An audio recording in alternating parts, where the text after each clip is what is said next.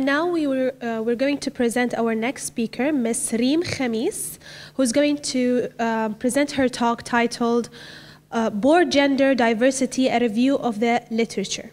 Good afternoon, everybody. My name is REEM KHAMIS. I'm a PhD student in my second year. Today I'm going to present this paper, which is part of my PhD thesis, basically reflecting chapter 1 and 2. It's not about all my PhD, only reflecting these two chapters. It's basically a paper that I'm working on to publish with my supervisors. What I'm going to present is basically first background, why this review is needed, how this review is different from the previous ones, the methodology I conducted this review, and the main categories found in the literature regarding this topic I'm talking about, and what gap I found, and eventually I'll be talking about the model that I will be building based on this review.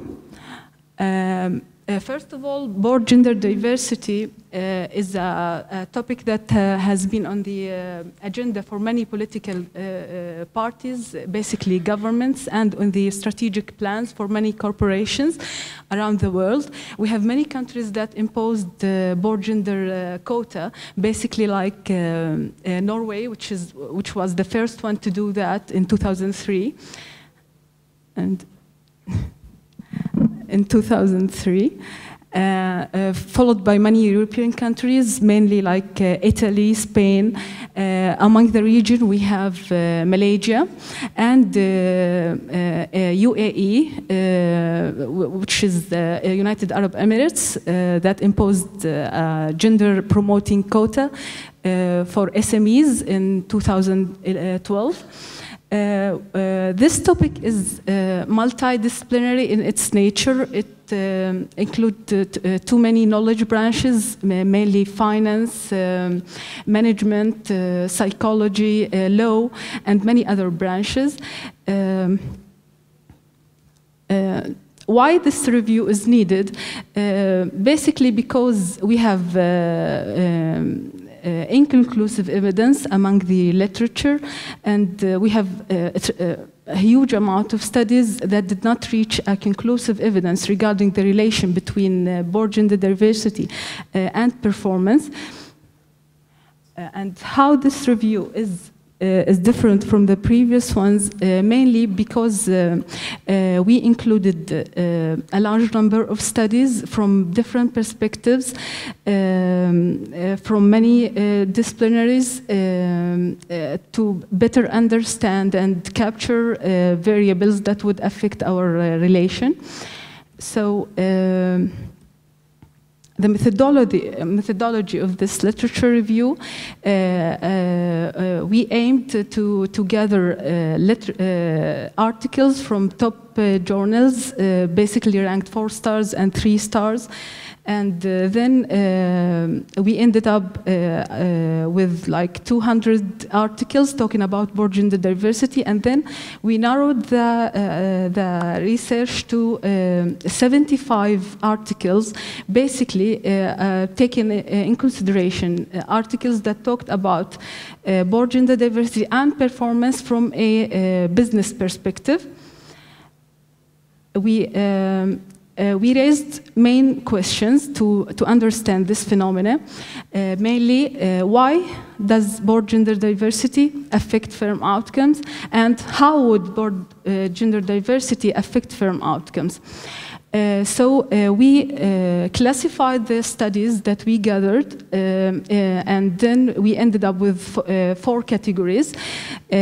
First one is gender diversity and organizational environment, basically talking about how females would interact in a team and how their psychological attributes would affect their decision taking, eventually affecting the board decision taking process. At the end, this will affect the performance of a company. Second category was gender diversity, firm performance, and value creation. Why would board members or female board members would create value? This is due to their backgrounds, their experience, and what they could bring to the boardroom different from their counterpart males. And the third category was gender diversity and governance. How would gender diversity, board gender diversity, affect the governance of the firm, and why it would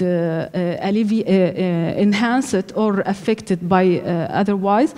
And the fourth category was gender diversity, policies, socioeconomics, and socio-cultural attributes. As females, as part of societies and an important part of the societies, so we need to look how their societies interact with them, especially in their presence in leadership positions like board seats. So we found a gap in the literature which is basically found in emerging markets, which is female presence among boards create value on a firm level. However, in the market performance or the market reaction toward this presence was negatively associated with the presence of females. So this is a gap we would like to cover, and we believe that the socioeconomic factors and the sociopolitical factors would interact with it and affect it. So we ended up building this conceptual framework or a model, basically taking in consideration two levels of variables, mainly firm level factors and the national factors. Firm level factors, as we mentioned, we have the corporate governance level of firms and ownership structure, board attributes, and many other variables among the firm itself, and the national level factors, mainly the external factors as we can name them, mainly the socio-political factors and the economic factors. By the socio-political factors, we mean the female representation in politics, and if there is any initiatives from the governing elites to enhance the role of females in their societies or in politics or in board seats as well. And the second factor, which is economic factor, taking in consideration the percentage of female labor force, and if this would affect the relation between firms and performance as well. So I would like to conclude this by saying that if we want to handle the relation between board gender diversity and performance, we need to look at certain levels or many levels, basically the firm level factors and the national factors, which I refer to external factors that would affect this interaction. And that's it. Thank you. Any questions? You're analysing the effect or the numbers or the proportion of females on boards. What's your basic hypothesis? Why are you doing this research? Basically, nowadays, many countries, especially in the region, GCC countries, are taking consideration into revise their laws into empowering females.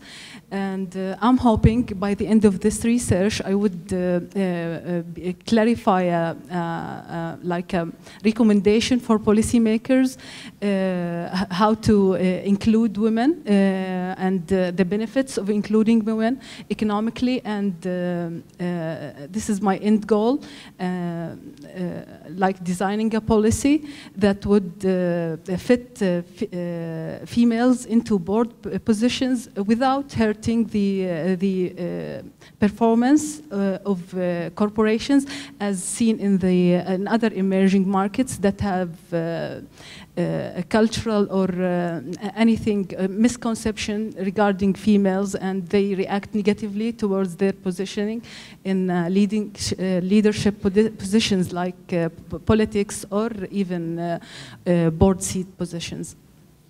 Yes. Have you seen any of the literature on the 2008 financial crisis regarding this point? Some of the research clearly suggests that the Western banks that committed the worst failures, the worst crimes, if you like, were completely dominated by men at board level, and the banks that made the least mistakes had female members on their board. Yeah, this is a core issue in my research, that females are seen like more ethical, and they have certain attributes that they overcome on, they are better than their counterparts, females. Especially business has been dominated by males for a long time. So this is one core issue of my research, and as I'm arguing in my research, that females would enhance independence and governance in the corporations where they nominated as board members.